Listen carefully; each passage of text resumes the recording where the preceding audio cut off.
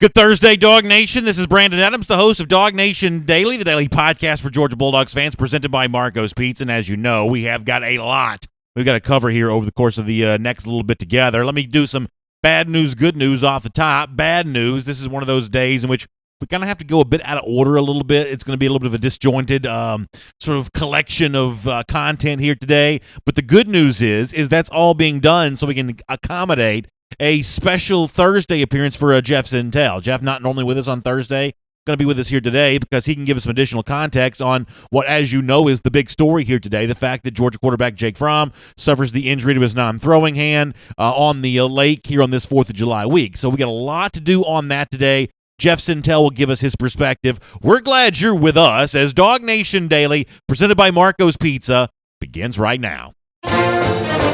From DawgNation.com, this is DawgNation Daily, the daily podcast for Georgia Bulldogs fans, presented by Marco's Pizza. Here's your host, Brandon Adams. Now, I told y'all to be careful over the 4th of July. You may remember me saying that. Those weren't just empty words. That was my request and plea to all of you not to burn your house down with fireworks or really anything else. And unfortunately, I guess an injury could not be helped, or a little accident could not be helped when it comes to Georgia quarterback Jake Fromm, who is involved in a boating incident over the course of the 4th of July week. It's great to have you with us here today on DawgNation Daily, presented by Marco's Pizza. As you might imagine, we are going to talk a lot about what we do know, what we maybe don't yet know when it comes to Jake Fromm's injury. Let me start with what DawgNation has been able to report thus far with Chip Towers here, who had a piece up yesterday at DawgNation.com that Fromm suffered a small fracture of his left non-throwing hand when he was sitting in the back of a boat while someone else wakeboarded on Lake Burton Tuesday. According to persons with direct knowledge of the incident, when the skier fell and let go of the rope, the handle flew back in the boat and hit Fromm on the left hand. Now, I don't know how in the world you're supposed to prevent that. That just seems like horrible bad luck, horrible just rotten, lousy luck, and the kind of freak thing, fluke thing that there's not really any kind of, mechanism in place that I think you can put that would prevent something like that from happening, but good reporting there from Chip Towers, from apparently a close, very source to the scene. Then you've got DawgNation's Jeff Sentell, who also had his own reporting on this that sheds a little bit more light here as well. Here's what Jeff has been able to report.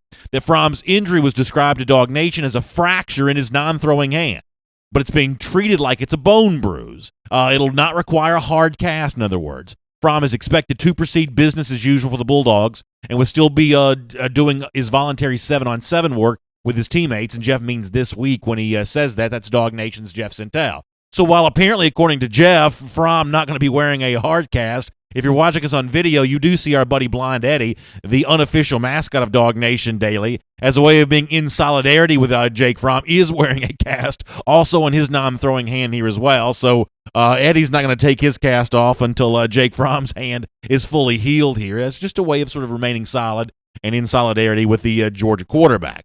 There's also some reporting from ESPN on this. Kirby Smart apparently speaking to ESPN's Chris Lowe, that I think the words from Smart here go a long way towards maybe calming some fears. When you see the headline, Jake Fromm injury, when the injury is described as a broken hand, there's an immediate sort of pause that you get there. That sort of stops you in the tracks of whatever you're doing for your 4th of July celebration. When you see that, kind of scares you. But the words from Kirby Smart here may take some of that fear away. Chris Lowe writes that Jake Fromm won't miss any summer workouts.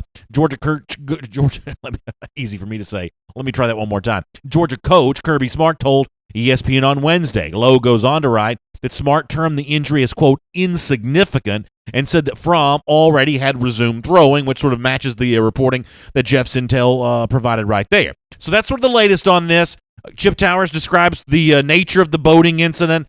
Jeff Sentell sort of describes the nature of the injury. Kirby Smart seems to sort of back that up with what he tells ESPN there. So maybe this is just a sort of an odd situation where calamity is dodged here. And that's obviously the hope for Georgia fans. But there's something else you got to hope for here too, and I guess honesty compels me to admit this. You sort of have to hope the story sort of stays what it is right now, because sometimes these injury stories have a way of evolving over time. Let me give you an example of when that did happen. Let's go back to Alabama spring practice for a moment. First day of practice, Alabama quarterback, the presumed starter, Tua Tagovailoa, injured at the time what we thought was an injured thumb. In fact, here was Nick Saban telling reporters something they were shocked to find out, which is that Tua was injured right there on day one. Here's Saban on that. Tua, hurt his thumb today in practice, taking him to Birmingham to get that evaluated, but, probably going to require some time for him to get back. And I don't want to speculate on what the injury might be. Most of the time when these type things happen, it takes a little while for him to come back. And so over the course of that little while that Nick Saban describes there, the injury would start to be sort of described in sort of slightly different tones. AL.com in the immediate aftermath of the injury described what happened to Tua as a sprained thumb. But when Tua Tagovailoa, the Alabama quarterback's dad, spoke to a Hawaii TV station a couple of weeks later, he described it not as a sprained thumb, but as a broken index finger. And it ended up being the kind of thing that kept Tua out for the most part all of spring. At one point in time late in Alabama spring practice, Nick Saban said he had a little bit of a setback there. We didn't end up seeing a lot of Tua. Now, it's worth pointing out that Tua did recently throw at the Manning Academy quarterback camp there. So, he is on his way back to full health, it would seem, and probably going to be playing and practicing for the Crimson Tide when it comes back to August. But this was an injury that sort of changed after it was initially discussed. The initial reports on that ended up being a little bit different here.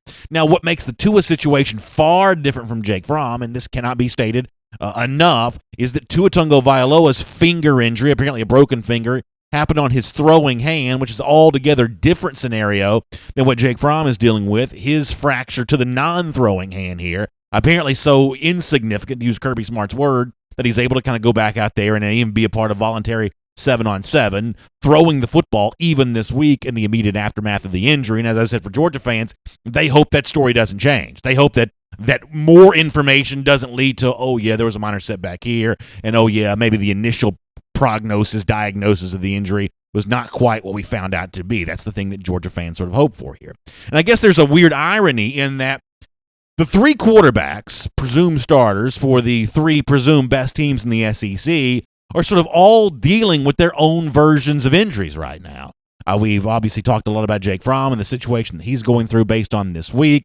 I just talked about Tua Tagovailoa and the injury to his throwing hand suffered during spring practice. We've also got Auburn quarterback Jarrett Stidham, who's, once again, this injury not all that similar to a Jake Fromm, given the fact that Stidham dealt with a shoulder and Fromm is dealing with a hand, but it is at least similar in the fact that what Stidham is dealing with is on his non-throwing side. It's the kind of thing that kept him out of Auburn spring practice, but as Gus Malzahn recently explained, maybe it didn't have to keep him out of spring practice, and maybe there's a chance that he could have practiced a bit, and definitely Malzahn sees no reason to think that he won't be available to the team once summer practices begin. For a little context on Fromm, here is Gus Malzahn talking about Jarrett Stidham. When we come back, he'll be turned loose to do everything, and I know he's really looking forward to that. And he could have done a little bit more the last week of spring. We just didn't want to take any chances. We wanted to be cautious with that, but he'll be back ready to go. So that's a cautious choice that Gus Malzahn had to make on the non-throwing side of Jarrett Stidham, whose injury was actually suffered at the end of the regular season. He did have a little bit of surgery here. Malzahn said they chose to be cautious during Auburn spring practice with that, even though maybe they didn't have to be. For Kirby Smart, it's not even a choice he has to worry about right now because, fortunately for Georgia, the injury that Fromm has, while you never want something like this to happen, it does occur with a month to go before actual real practices begin. So there's really not a whole lot of need for Kirby to even be cautious right now because he's still got, several weeks to get ready before practice actually does begin. So all three of the quarterbacks for the three best teams in the SEC, all dealing with their own version of injury. There's a way to sort of look at this that says what Fromm's going through here may be less significant than either of the other two. Stidham, who had surgery, Tagovailoa, who was dealing with something on his throwing hand that made gripping and throwing a football something pretty difficult for him to do. Which sort of leads you, I guess, to the next phase of this entire discussion, which is there anything that can be done to keep stuff like this from happening? And a lot of you that kind of, wrote to me about this on Twitter at DawgNation Daily, that's my Twitter account.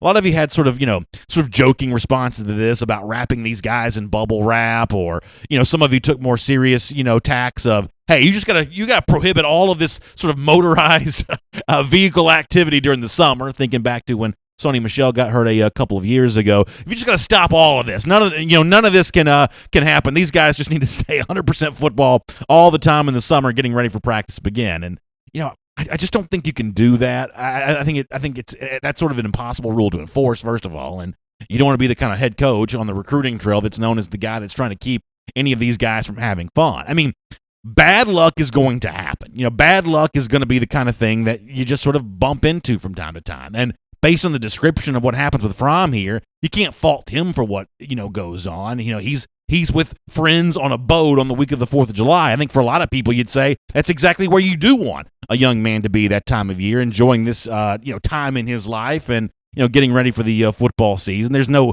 reason whatsoever to suggest that he made any kind of bad choice at all.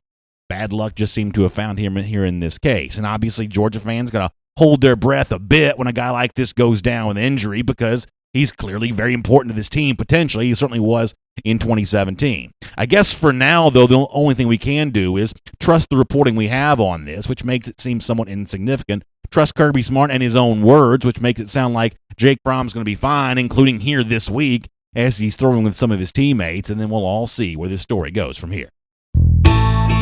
My name is Brandon Adams. This is DawgNation Daily, the daily podcast for Georgia Bulldogs fans. We're presented by Marco's Pizza. So glad to have you with us. After a day off yesterday, it's great to be back today. If you're watching us on video, thanks for doing that. Facebook, Twitter, YouTube, all the various DawgNation video channels. Good to have you with us. Also, nice to be back with our friends on the radio on Athens Sports Radio 960 The Ref. We're there at noon each and every day, and in podcast form wherever podcasts are found. The world-famous DawgNation.com, SoundCloud, Apple Podcasts, Google Podcasts, all the various devices. We try to take good care of you. We're just glad you have found DawgNation Daily here today, and a special thank you to Marco's Pizza for making it all possible. I know a lot of you enjoyed your Marco's Pizza over the weekend. I heard from some of you on this on Twitter, taking advantage of that great offer. They invite you to say hello primo with authentic Italian pizza made in every store, every day, the Italian way. And if you want to sample it for yourself, Marco's got a great offer for you to do just that. 2 medium, 2 topping pizzas for just $6.99 each. That is a great deal while you're sitting out at the pool or on the back porch, the front porch, wherever you are, the ball fields this time of year, wherever you're going. That great deal from Marco's Pizza gives you a chance to do that. 2 medium, 2 topping pizzas for $6.99 each. Go to marcos.com for more information on that. We are lucky enough today, even though it's a Thursday, not typically a Jeff Sentell day here for DawgNation Daily, but we are going to catch up with Jeff in a few minutes. We'll get some more context from him after the good reporting that he does on the holiday, the 4th of July yesterday, about the injury to Jake Fromm, and we'll talk a lot about that with Jeff Sentell here coming up. Before we get into that, there is something else we need to talk about, and I sort of assumed, based on the events of Tuesday, this would be the thing we spent the most time on here on the program today. We'll have plenty of time to do this over the course of the next few days, but by now you're aware of the sort of dust-up that got created on Twitter because of something that Lincoln Riley, the Oklahoma coach, says on an interview with Danny Cannell and Taylor Zarzar on ESPNU satellite radio. Cannell sends out a tweet on this, and it ends up being kind of, for the college football community, kind of a bit of a lightning rod here. Let me first of all show you the initial tweet from Cannell, which is a quote from Lincoln Riley. Cannell writes that Oklahoma coach Lincoln Riley, just now on the radio program, says that if you throw Georgia in the Big 12 every year, there is no way they are top 5 defense in the country. That's a pretty bold print, pretty provocative comment there from Lincoln Riley, the kind of thing that gets people stirred up, gets people aggravated. A lot of Georgia fans were aggravated about it. I sort of took my shot at Lincoln Riley on this, and the aftermath of all that's going to be kind of interesting. There's backlash to Riley's comment, and then there's a sense of sort of backlash against the backlash, where a lot of the super serious blue check college football reporters start coming in and saying, now hold on just a minute. There's more context to what Lincoln Riley said there. I don't know that the context necessarily changes the nature of this debate all that much, but as a way of being full disclosure here, let me show you the additional context. Blatant Homerism is a pretty popular Oklahoma fan blog, and on Twitter, the writer for Blatant Homerism kind of gave you a little more of this context, the full question that leads to the full answer from Oklahoma coach Lincoln Riley. If you're watching, I want to show you this on the screen. If you're listening, I'll try to describe a bit of this. It's too long for me to read the entire thing, but, Danny Cannell asked sort of a long, wide-ranging question to Lincoln Riley, and then Riley kind of goes into a whole deal about the differences in football, where at the end of this, in addition to giving a compliment to Georgia about how good the defense is, goes on to talk about how good he thought the offenses were in the Big 12. And there are some in the sort of super serious realm of, kind of hall monitor college football media who would tell you that, hey, this means this is all, a moot point and not worth talking about. I think the opposite's actually true. I think the entire context, the entire discussion, the question from Danny Cannell, the answer from Lincoln Riley, the response from Georgia fans, really just sort of, picks at a scab that exists, in the deeper discussion about college football. Because ultimately, I don't believe this is an issue of Georgia fans versus Oklahoma fans about who plays the better brand of football. I think this is almost a deep divide about the entire country of who is doing football best, because you cannot deny that there's a huge difference between the way the Big 12 goes out there and plays its sport.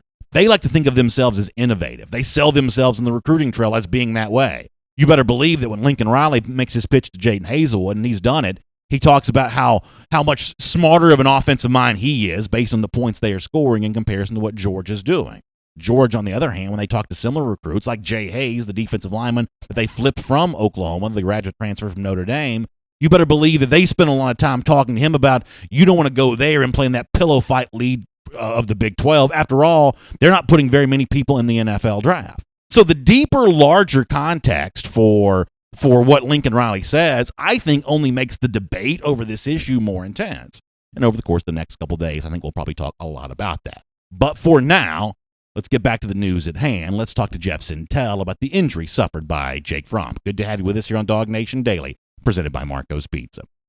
All right, and as a risk of bait and switching you guys on video too much, we're just joining us. We do have Jeff Sentell coming up on this in a couple of moments, or actually it's a little bit later on. We'll do that about 20 minutes from right now or so. We'll get Jeff Sentell on the phone, talk to him about that. He had an issue that he had to take care of this morning, but he was good enough to be on the phone with us to kind of give us some context for his reporting. So we'll catch up with Jeff in a little while. While we're waiting on Jeff, though, I'll take some of your comments. We'll do the regular broadcast stuff here again in a few moments.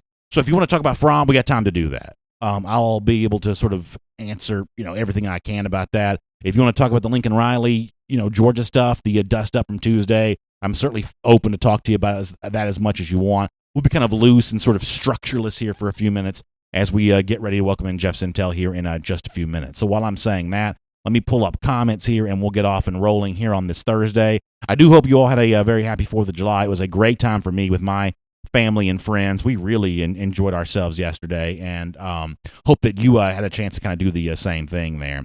Mike Mitchum had an interesting comment that I wanted to read on the Facebook comment section. He says, Lincoln Riley made several stupid choices in the Rose Bowl. His squib kick at the end of the half when he had Georgia on the ropes changed the momentum in this game. And I kind of agree with Mike on this. I think that, for Lincoln Riley to be sort of lecturing anybody on football and sort of what would be in one league or what would not be in the next, I think speaks to the fact that that he made some crucial errors in that Rose Bowl game. When you've got the big lead, when you've got the better offense with the Heisman Trophy winning quarterback, and Oklahoma probably had those things, then you've got to find a way to walk out there the victor. And when you don't, you're not really in a position to sort of share your thoughts on football. As the old line from the movie Anchorman goes, maybe you want to sit the next couple of plays out, okay? Let somebody else speak about how Georgia would fit into the Big 12 and how maybe Oklahoma would fit into the SEC. Maybe let someone with a little more experience, a little more seasoning, someone who's been around the block a couple more times do that, as opposed to Riley, who I think fashions himself a bit of a prodigy. Clearly a lot of Oklahoma fans that see it that way, but maybe some of the in-game management still has something to be desired here. Dustin Goodwin has also an interesting comment. He says it shows you how much class that Kirby Smart has. He would never say that. Even when asked about what Malzahn said after the dog crap comment, he said he had the right to say that because of the outcome. I think that's a really good point from Dustin. And there are a lot of people out there that'll say, oh, well, the Lincoln Riley comments are taken out of context. They may have been. I mean, obviously, a lot of people initially react to the initial tweet from Danny Cannell. The larger picture paints a slightly different story. That's That's partially true, but I agree with Dustin Goodwin here. That Kirby Smart would, I believe, be wise enough to realize not just what the sort of reaction is going to be to the full context of what I say, but how some people might also take part of what I say. I mean, this to me is a difference in the, I think, wisdom of Kirby Smart compared to the, I guess, more emotional side of Lincoln Riley. A lot of these Big 12 guys want to believe that their brand of football is just superior, that it's the sort of the way of the future. They are innovative and smart, while the SEC coaches are sort of, SEC-style coaches are sort of gripping onto an old, passe version of the sport that's on its way out the door here. Well, Kirby Smart's sort of wise enough to know how his words are going to play. And once you speak words, you have no control over how people respond to them. I deal with this all the time. I have a meaning behind what I want to say. I speak into this microphone, but once it shows up as a streaming video, once it shows up as a part of a podcast, all of a sudden I have zero control over how people react to it. And sometimes people just react to things differently than I thought they would, or different than I, intended the message to be. But I have no control over that. And as a professional communicator, you sort of have to, keep in mind not just what you intend by what you say, but how other people are going to hear that message. And while Lincoln Riley could be said does not speak for a living, he's a football coach for a living, he is the mouthpiece for his organization. From that standpoint, he has to be very careful with his words here. And I think that he is partially to blame for the dust-up and the controversy caused by what he said, because I think there's a way to say things a bit better than he probably did. We'll get more of your comments on Facebook here in a moment, and we'll have Jeff Sentell here coming up about 15 or 20 minutes from right now as well. Let me hop over to YouTube and get some comments from there a bit too. Let those folks kind of weigh in on the discussion that we're having here.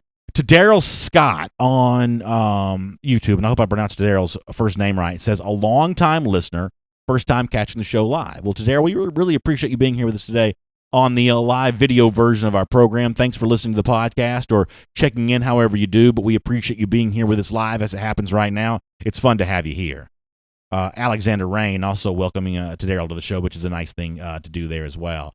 By the way, I hope you all noticed earlier I mentioned this. Our buddy Eddie is wearing a cast on his non-throwing hand. Now, according to reporting from Jeff Sentell, Fromm won't have to wear a hard cast, but just as a way of sort of staying in solidarity with Fromm, Eddie is doing that. It's a little hard to pick up on that, but Eddie does have his cast on there, so we'll try to take good care of him.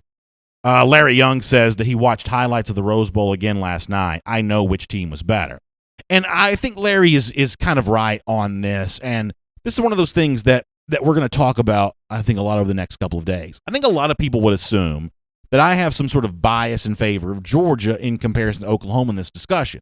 And that's probably partially true, right? I mean, y'all know. I mean, I obviously do this show from the perspective of a fan. I've never, pretended to be other than that. But I think my deeper bias, or in the point of this conversation, my more significant bias is not Georgia in comparison to Oklahoma, but the brand of football that Georgia represents in comparison to the brand of football that Oklahoma represents. And, here's the thing that I want to talk about, I think, coming up in the days ahead. There are some people that just want physical football to go away. I mean, listen, SB Nation did a whole thing a couple of years ago about how the future of football, essentially looks like the sort of two-hand touch version of the sport, glorified 7-on-7 version of the sport that you see a lot in the Big 12. I mean, there are a lot of people who hope that the future of football is a lot more Lincoln Riley than it is Kirby Smart. And frankly, I'm not so sure that's such a good thing. And frankly, I'm not so sure that the sort of medical science that's sort of pushing the sport in this direction is quite as settled as some want to suggest that it is. I've also admitted before, I'm a late adopter. I'm the last one to try everything. The last one to get an iPhone, last one to get a DVR, last one to get on Twitter, last one, Instagram's a perfect example of this. Instagram's the hottest thing in the world. I've got an account. I've never posted to it. I'm just a late adopter. I'm the last one to do everything. Sometimes that works out to be a mistake. I miss out on something that's really good. But while half the world was running around parks chasing around those Pokemon Go deals, I wasn't worried about that. That disappeared, and I never had to sort of get involved in that. Sometimes it works out well to be a late adopter. Sometimes it doesn't. When it comes to football's too dangerous and everybody should stop playing, I'm a late adopter on that idea. So therefore, when it comes to the brands of football, I think that the brand of football that Kirby Smart and the top flight coach in the SEC represents is still the superior brand. And certainly when it comes to, putting guys in the NFL, we've seen a real deficiency from the Big 12 in that regard the last couple of years. I believe it's partially based on the infatuation with offensive statistics and not the deep-rooted commitment to just nuts and bolts football. But I may be proven wrong on that over the course of the next few years, but for now, I'm pretty steadfast in my opinion. So really, to me, that's the deeper issue at stake here in the debate between Riley and the folks who would sort of represent the Georgia side of that discussion. To Daryl Scott, how about this? Says, I am one of the few people to pronounce my name right the first time. So this is sort of a weird thing to brag about, but I am sort of sneaky good at pronouncing names. Now, I'm not sort of all the time very good at pronouncing words during the show. Y'all hear me get tongue-tied all the time. I think it's partially because I just sort of speak too fast. But when it comes to pronouncing names, I do feel like I do a pretty good job with that. All right, let me hop over to YouTube, Facebook again for a minute here. So, quick update for those of you just joining us. We're kind of out of order here today, and I hate doing that because for those of you that watch the whole show, it's sort of a disjointed way to sort of take all this in. For those of you that sort of only can join us for part of the show, I know you come into the conversation, wonder what in the world's going on. It is a Thursday. Jeff Sentell not normally with us on a Thursday, but later on, he is going to be good enough to join us for a couple of minutes to give us some more information about the Jake Fromm injury. So we'll talk to him about that. For now, though, I'm taking a few of your comments. We'll get to the back to the regular broadcast again here in just a couple of minutes. But I just want to kind of remind you of what's going on here. I do think it's kind of funny that we have at least based on what I can say right now, we have a ton more comments on the Lincoln Riley stuff than the Jake Fromm injury. I guess this may be a thing on the Fromm thing where, other than finding out what the facts are, there's not really much left to be said. I think that most people on the Fromm thing are kind of of the same thought, which is, I don't know what you do to prevent this. If there was, listen, I've got two young kids. I'm 41 now. Like when I was in my 30s, anytime you see a movie and it's like sort of a dad arguing with the kid, I sort of always related more to the kid. And now that I'm a dad myself in my 40s, I find myself when I'm watching TV shows or movies, I relate to the dad. So when it comes to like, Fromm getting hurt, I don't see myself as Fromm anymore, the young guy who just wants to have fun. I see myself as the coach, the parent, the adult who says, okay, what can we do to prevent these kinds of relatively minor injuries from taking place? And the truth is, you just can't. You can't keep kids from wanting to have fun during the summer. I will say that I'm going to be careful how I say this, but I am very grateful that Fromm's brand of fun is being on a boat with his buddies, as opposed to, like, say, some of the stuff we've seen from other quarterbacks like Baker Mayfield, whose brand of fun had him being chased by the police in Fayetteville, Arkansas. There is something to be said for, everyone's going to choose to have some fun. At least it seems like Jake Fromm is having what it would certainly appear to be the right kind of fun, although he has had quite an adventure, whether it be the fish hook in the leg or the broken hand on the boat. He's had quite a summer on that. But I don't know that there's a whole lot you can do to stop that. Nick Lurch seems to agree on Facebook. He says stuff happens. Very active young man. This won't be the last time. Yeah. And ultimately for your own kid. Think about, and I'm not quite old enough for Jake Fromm to be my own son, but in a few years I will be old enough to have a son that age. My boy's 6 right now, and he uses the word active, and that's ultimately the choice that it comes down to. The kids that are the least likely to have these kinds of boating injuries or fish hook injuries, things like that, the only way to really avoid that's not be very active, and you don't want that at all. So take it away from football for a moment, make Jake Fromm your own son here for a moment. Trust me, when you have your own children, you'll choose them being active over the opposite, even if being active makes them a lot more prone to injury. Sports injuries like ACLs or boating injuries like, whatever rope flies up and hits you in the hand. You'll take that over the alternative, I think, any day of the week. Better that than a bunch of video games. Derek Lewis also on Facebook says, we forget these players are still young kids. Kids will be kids. At least it's clean, wholesome fun. And Derek also kind of weighing in on that same idea that we brought up before. It certainly does have the appearance of being clean, wholesome fun. Who could fault a handsome, 20-year-old kid, 19-year-old kid, however old Jake Fromm is, from wanting to be out on a boat, enjoying some sun on this week. I mean, if I didn't have to work every day, I can promise you that's exactly where I'd like to be too. So from that standpoint, you can't fault Fromm on this. You can't fault him on that whatsoever. Yeah, Nick Lurch also kind of the same thing. James Crump weighs in on Facebook, says Fromm's going to be okay for the start of the season. I'm more concerned about the offensive improvements than Fromm getting hurt. That's probably fair to say. And I guess the only thing I would say about, that, James, is let's just make sure that the description of this injury over the course of time doesn't change the way that it did sort of alter itself with the Tua Tagovailoa thing from back during the spring. Now, Bob also on Facebook says, now Bob, one of our regular Facebook watchers, is a name that I have had some trouble with. I was bragging on myself earlier, but Bob, who I've called Faquette in the comment section, that's not it. It's Faquet. Faquet, I've ruined his last name a few times, so let me correct myself on that. Bob Faquet, and hopefully I'll remember that in the future.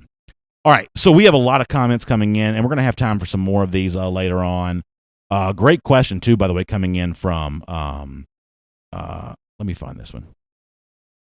Graham Nicholson says, hey, Eddie, in solidarity with Jake Fromm, has got his hard cast on today. Graham Nicholson says, who backs up Eddie if he can't go to Jacksonville? This is the one piece of bad news when it comes to this. Georgia has a Justin Fields to back up Jake Fromm.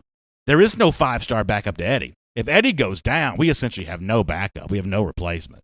So we may have to wrap him in maybe tomorrow. That's what I will do. Some of you told me on Twitter you wanted to wrap Fromm in bubble wrap. Maybe I'm just going to wrap Eddie in bubble wrap to keep him safe and keep him free from injury, because we have no insurance policy if he goes down. There is no Justin Fields version of, there you go. You see Eddie right here with his cast on. He's going to wear this cast until Jake Fromm is back in full health again. So we'll let him do that, and we'll see if we can get that taken care of. All right, I got to get back in the regular broadcast. We'll take care of some SEC stuff here. There is one actually, there are really all four of these stories I'm going to talk to about in the SEC through have some pretty interesting implications for Georgia. We'll do that. We'll have more comments and Jeff Sentell coming up in a couple minutes too. It's great to have you with us here on DawgNation Daily. Let's do the SEC through right now. Let's take a look around the rest of the league. This is SEC Through. And, of course, we are following that Jake Fromm story all day long here today. Make sure you stick with DawgNation.com. Any new news that happens to come out, I don't know that there will be, but any new news that happens to come out, DawgNation is going to be all over that. For now, though, here on DawgNation Daily, presented by Marco's Pizza, let's get ready to transition to our SEC Through. I will remind you that SEC Country Live is back again today, 3 p.m. Eastern Time, and better than ever. We did miss yesterday for the 4th of July holiday, but we'll finish off the week strong here today, and then all throughout the rest of the summer and blazing a brand new trail into the 2018 season. We have got big things planned and in store for SEC Country Live, which I'm really, really excited about. Speaking of stories from around the SEC, some of these we've already talked about on SEC Country Live. Some of them I guess we'll talk about in the days ahead. Let me start with this, and I think this is relevant for Georgia, given the fact that, Georgia maybe at some point in time could be in the same conversation. Tim Brando, who is, you may remember, as a longtime voice around the SEC, he did the halftime show on CBS for a long time on those 3:30 games, had a radio show that was sort of nationally syndicated for a while that was heavily focused on college football. I think of Brando as being kind of one of the old guard voices around the league, and I guess I don't think of him as being that much of a hot take artist, to be completely honest, although maybe I'm wrong about that. I don't really think of him as making the most provocative statements around the league. But he goes on the Feinbaum show last week, or maybe it's early this week, it's within the last few days, and says something pretty interesting about Alabama here. Let me show you. I think we have on the screen if you're watching. If not, I'll read this to you. So on the Feinbaum show, Tim Brando says, there's absolutely no way in hell Alabama doesn't get in the playoff. He means just sort of all the time. And don't tell me they're not privileged. And privileged, I think, is a very interesting word here.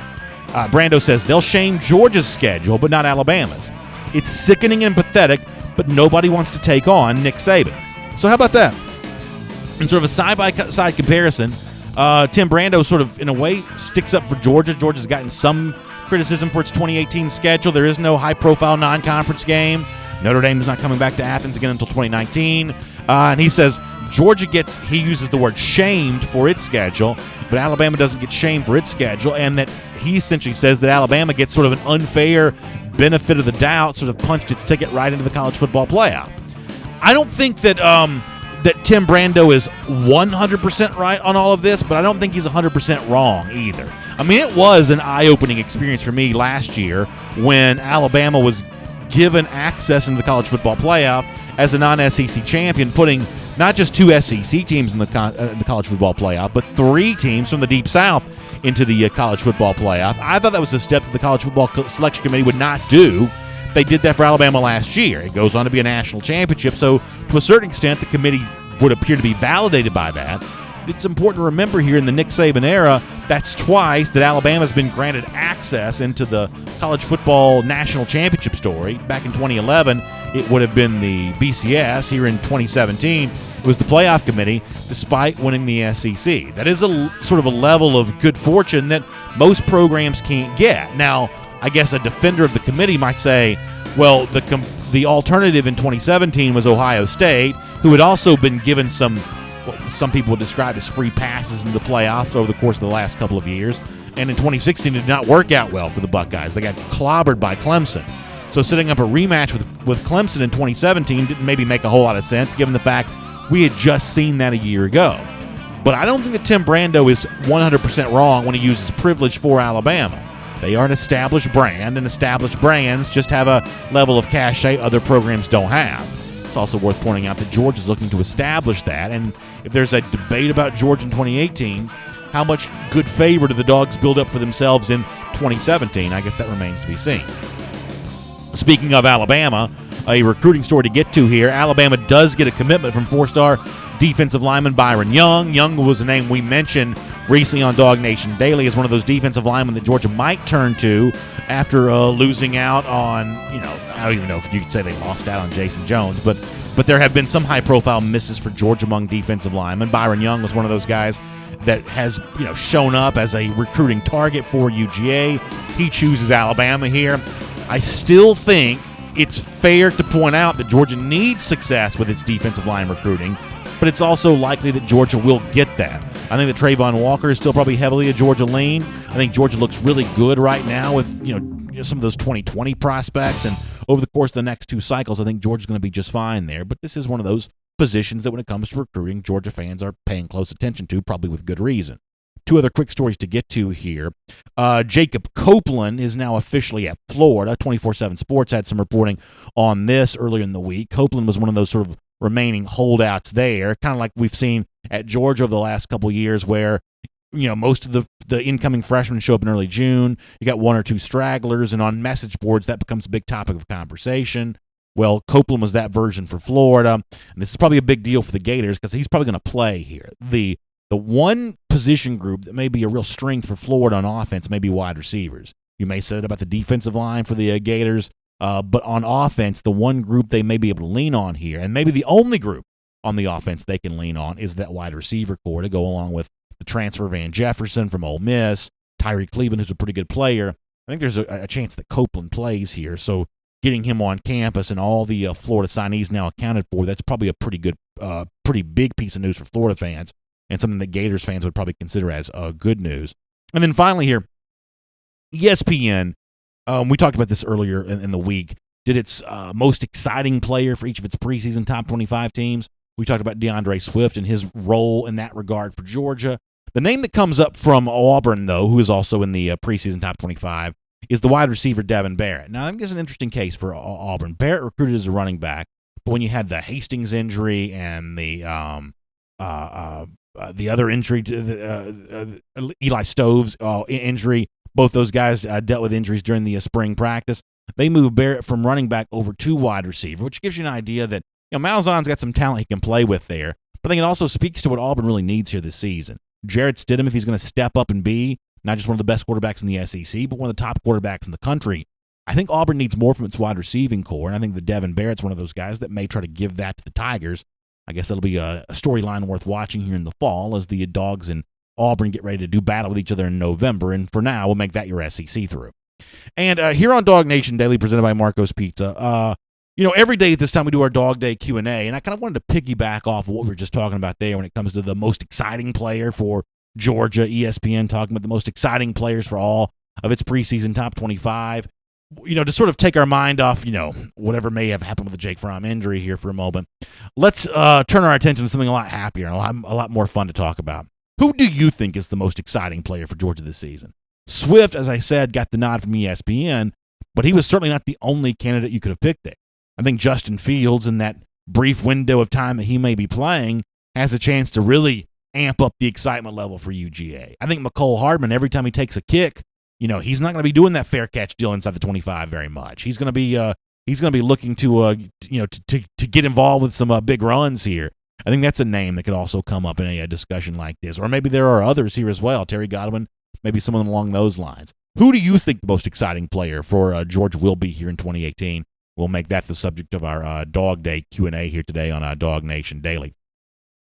So while we're getting those comments coming in, Michael Collum mentioning the nature of the defensive line recruiting after Byron Young chooses Alabama. And, I can only lean on what Jeff has said about this. I can only lean on the fact that he has, spoken over and over again about the fact that he doesn't think that Georgia has much to be concerned about right now. So if that's what Jeff believes, and that's what I'm going to continue to go with. As far as exciting players goes, over here on YouTube, Kirby Smart's daddy says, I think Walter Grant will be exciting. He will have a lot of Leonard Floyd-type sacks. He says the Zaxby sack cam is going to be heavily used this year. I think that Walter Grant's a pretty interesting name on that. When we think of exciting players, typically we think of elusive, shifty guys with the ball in their hand. But Grant, a very different version of excitement, and the fact that I think he's going to be in the backfield a lot. And, the comparison that was made there by the commenter is probably a pretty accurate one, that he does have that really long body, and I think he's going to use that to his advantage. We saw that some in brief windows during the 2017 season. And I think he may be one of those guys that gets a chance just to get after the quarterback a bit more and, be sort of a havoc play type guy. And there are a lot of those stats blogs that talk about the nature of havoc plays in college football. Tackles for loss and sacks and deflected passes. And, Walter Grant may be one of those guys that does a lot of that for Georgia this season. I think he could be a real big fan favorite. DeMayer on Facebook says, hey, there are too many to name in terms of the most exciting player for Georgia. And that's obviously a pretty good place to be. You love the idea of having too many good and exciting players to name as candidates in something like that. That's kind of a nice thought to think about. Brian Kephart over on YouTube mentions Zamir White. He says Zeus is going to be a highly exciting player to watch.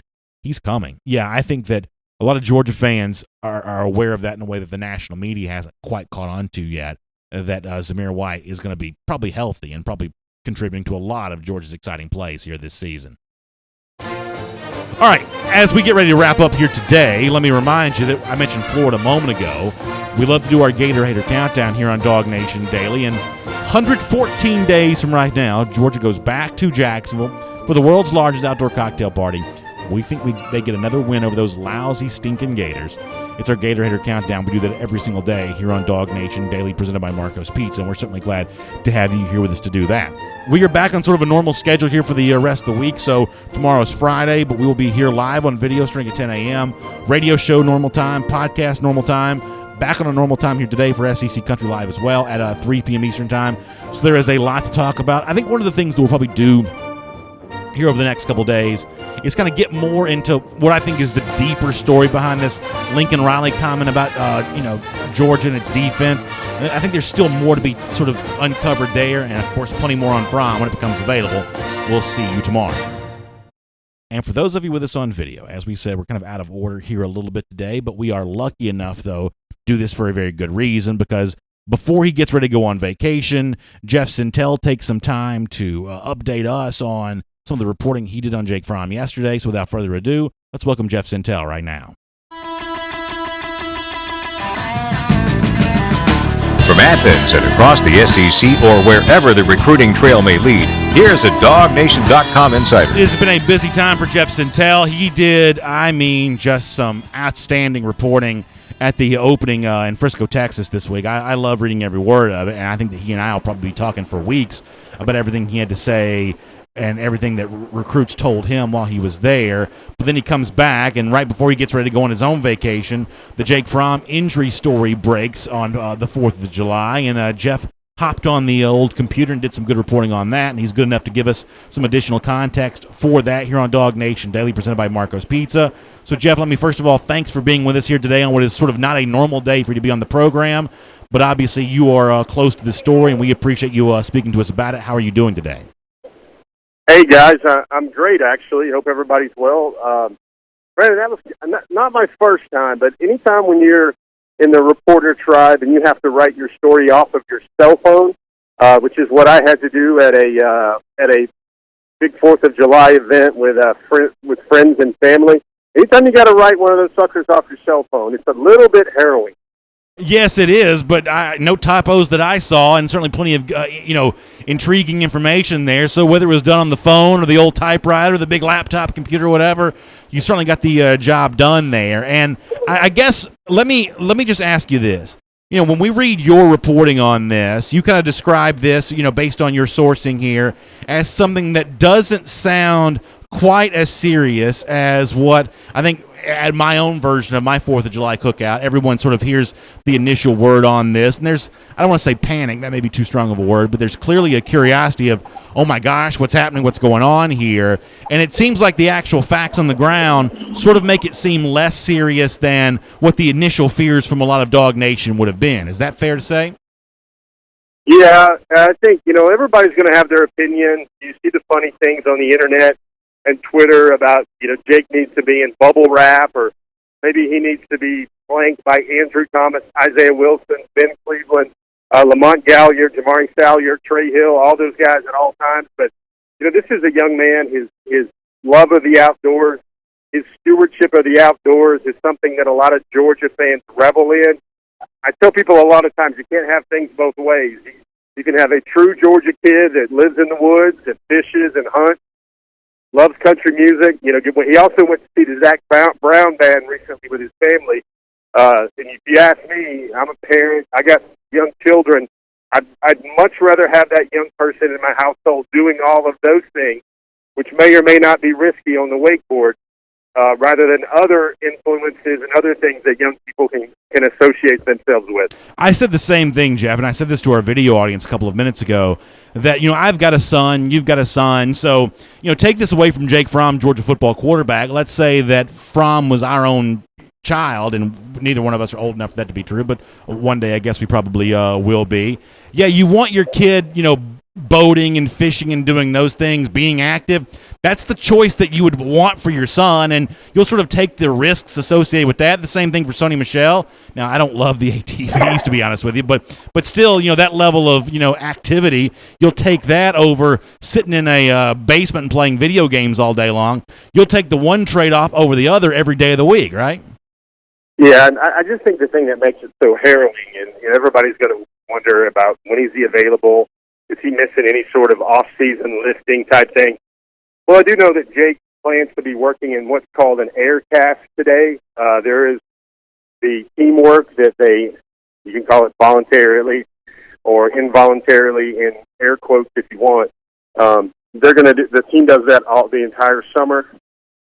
Jake was set to be business as usual, throwing that thing around, spinning the ball around today while working during the summer with his team. So you have the feeling here, Fromm was actually a passenger in the boat. It was classified as a fracture in his hand, his non-throwing hand, but is being treated like it is a bone bruise inside his hand. Non-throwing hand, non-throwing arm, all that stuff leads one to believe that it's much better than maybe some of the things that have happened to a key Georgia offensive performer on 4th of July, ATV incident of years past. Everybody remembers what happened there with Sony Michel a couple of years ago. All right, I need to let you go here coming up pretty soon because I know you got a lot going on today. But let me do a couple of sort of rapid fire type stuff just to sort of get as much information out of you as we can. You mentioned this voluntarily, and you use air quotes for that. I think we all understand what that means. Voluntary 7-on-7 stuff. Can you give us just more of a brief description of the kind of football work that Fromm is expected to be doing this week post-injury here? What, for Georgia fans who want to get a picture of that in their mind, exactly what does that look like? Yeah, probably it's going to look like a lot of the summer 7-on-7 stuff. You guys saw some video clips and saw all the streaming that came out of the Nike opening. It's going to be very similar. I bet in Jake's case, they may be able to work the 7-on-7 with him just maybe taking his drops with the ball in his hand or just maybe handing it to him from under center, and he's going to work through his drops a little bit. You can rest assured that probably whatever methods can be applied to his off-season training to kind of protect that healing hand, that those will be taken. But you got to remember, that Fromm guy is a pretty tough son of a buck, and meaning, outdoorsman deer type that. So it's going to take a lot to keep him down. I think everybody remembers a couple of times during the season, the Notre Dame game, the Tennessee game even, where he took some shots, and he wasn't going to come out. And I remember his high school career and remember him playing with basically a shoulder that needed surgery at times, and he could barely go. And all those times everybody saw QB1 where he basically limps into a physician's office after some game and gets treatment, and then he's playing the next Friday. If this was I know everybody out there in the audience, if they have kids or if they're young adults or adults like myself, used to play those John Madden football games. Well, I would give, if this is Brandon Adams College Football 2018, I would give Jake Fromm a 98, 99 on the injury rating, because that is one tough dude. Let me let you go on this final question here. I made the comparison earlier in the show to what unfolded with Tua Tagovailoa back during the spring, injury to his throwing hand, which is a very different thing than Jake Fromm. But what I would think would give maybe some Georgia fans concern is sometimes these injury stories have a way of changing. The initial report on Tua Tagovailoa, AL.com said it was a sprained thumb. Well, then Tua's own dad said it was a broken index finger. That's a pretty significant change in terms of what the initial reporting was, and some of that was based on some of the stuff that Nick Saban had to say. Is there any reason in your mind or any door open in your mind for the prognosis for this Jake Fromm injury to evolve here over the course of the next couple of days, or is this sort of shut and closed with what's been reported thus far? Yeah, I think it's pretty simple. It's a break in his hand. I don't know metatarsals or what. Forgive me. My wife went to nursing school and I think tarsals are toes. I think carpals are. Am I right about that? I think metatarsals are toes. I think metacarpals are fingers. That much I think I do know. Look at there. You got your DND moment of the day, sponsored by a future practitioner, medical practitioner of the moment. But the thing is to me, the key telltales here are, one, it's treated like it's a bruise. He's not going to be hard casted. It's going to be like in an air cast or a flexi cast. And everything has been described to me as business as usual for Mr. Fromm.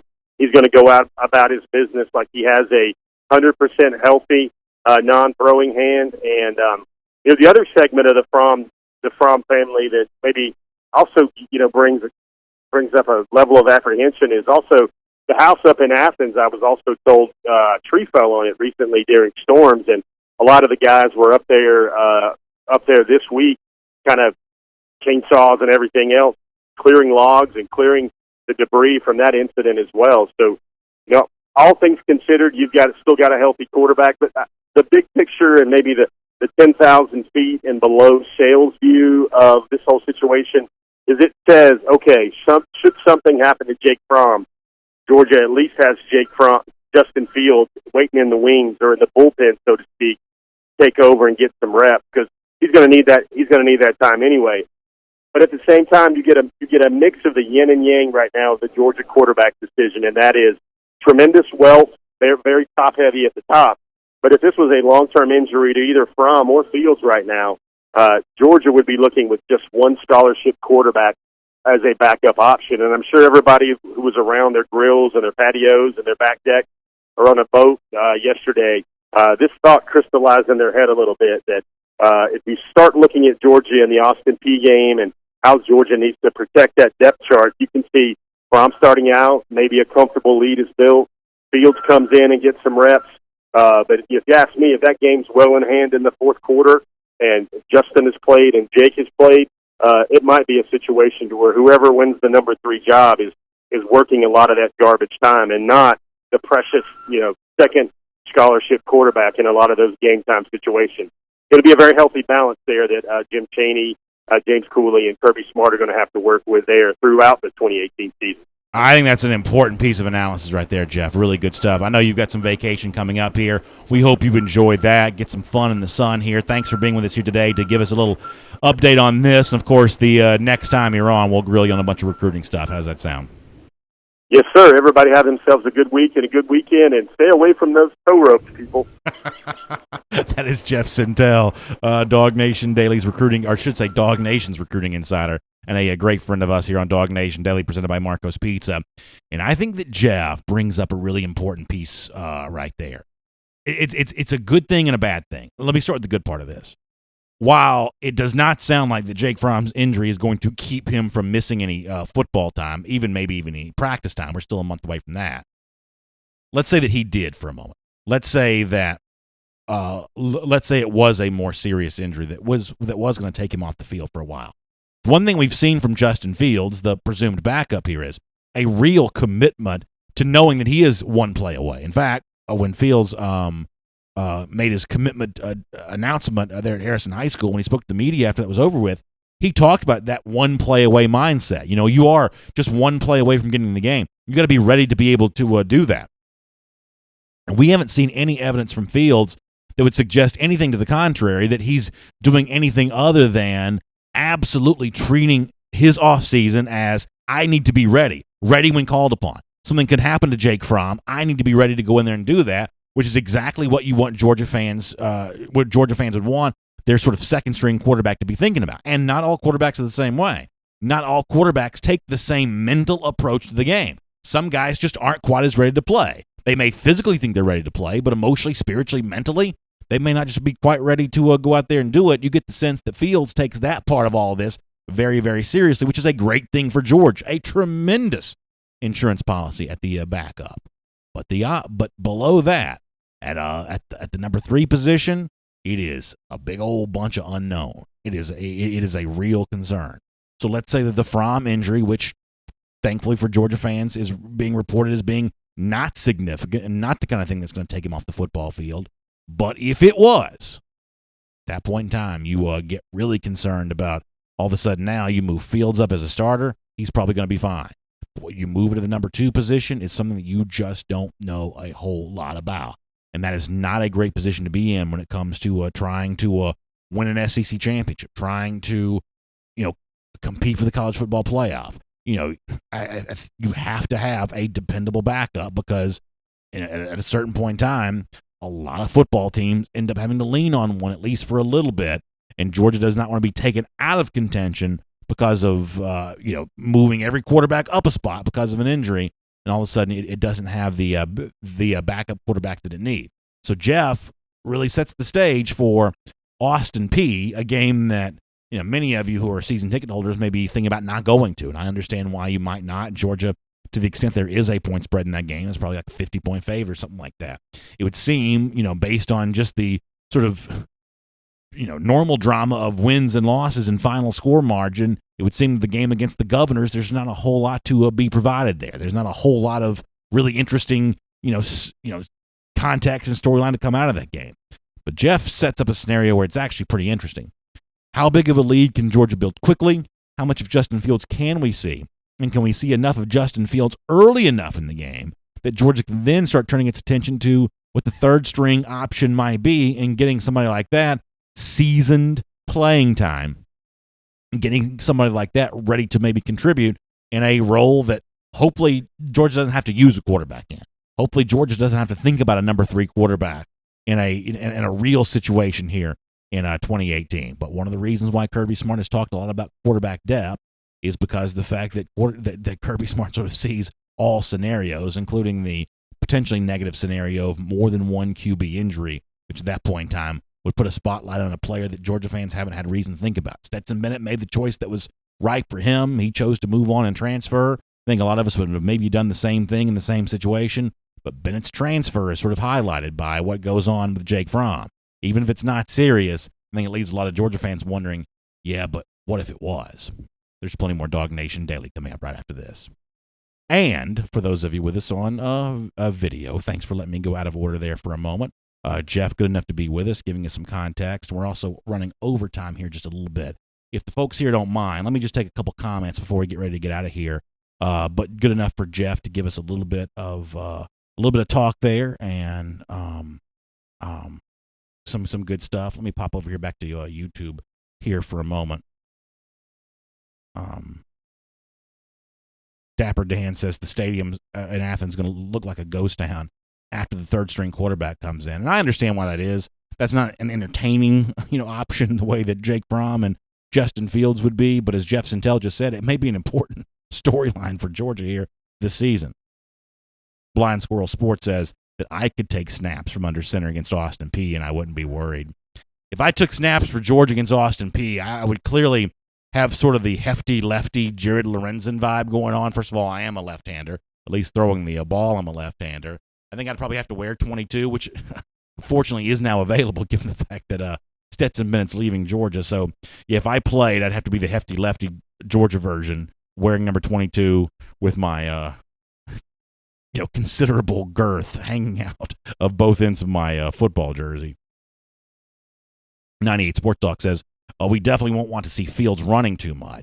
I think that, injury concerns aside, you still have to let Fields be Fields. But as Jeff said, there is something to think about here with Georgia's lack of depth, once you get to third string quarterback there. Philip Hudson says, do you have any special events scheduled in Jacksonville? We've already talked about some of that for the upcoming season. We're going to talk more about it, but one thing you can believe is the show that believes that a good Georgia fan is a Gator hater, and the show that's got our buddy Eddie here, hardcast or not, you better believe that we've got a lot of big things on our mind when it comes to that Georgia-Florida game in Jacksonville later on. Patrick Harris reminds us of something good. Do you remember the 95 season when Mike Bobo got hurt? Georgia suffered a lot of injuries.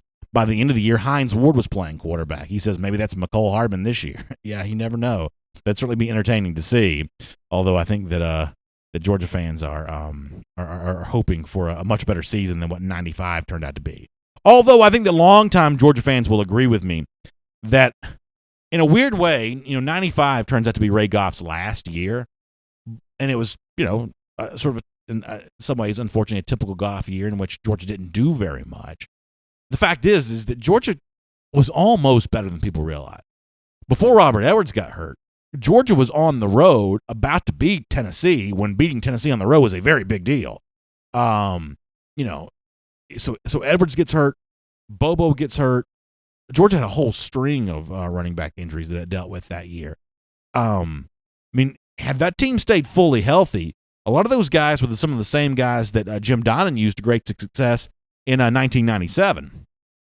So, the 95 team was the year in which Hines Ward played some quarterback, was almost better than people think. After all, Edwards was a first-round pick. Ward was not a first-round pick, but he's a Pro Football Hall of Famer. Bobo was a very good quarterback. That's three pieces alone right there that give you an idea of Georgia almost being pretty good. So that's also probably more talk than the 1995 team deserves here in July of 2018. But y'all get my point. Some of y'all have been here for a while. Randy Hall says, what's my prediction for the Demetrius Robertson decision? I guess my prediction is we're going to be waiting for a while longer, at least until the coaching dead period is over with. I doubt we'll hear much from him on that. But, I still think there's plenty of reasons why he would choose Georgia, although I will say I don't have any special insight on that, but it feels like to me that Georgia should be involved in this. Anyway, we'll come back tomorrow. We'll take a bunch of your comments. We'll deal with, anything else that's kind of out there. We'll do more on the Lincoln Riley stuff. If there's new stuff on Fromm, we'll talk about that. I'll see you at 3 p.m. Eastern time this afternoon for SEC Country Live. I am going to ask Mike, from the perspective of a player about, what you do on some of this, stuff with guys getting hurt during the offseason. I think it'll be kind of an interesting conversation. We'll share some of that tomorrow, probably here as well, too. So 3 p.m. Eastern time for SEC Country Live. Podcast posted here pretty soon. Radio in less than an hour there on 960 The Ref. And then back again live tomorrow morning at 10 a.m. for another episode of DawgNation Daily Live. Y'all have a great day. Thank you to Marco's Pizza for making it all possible, and we'll see you then.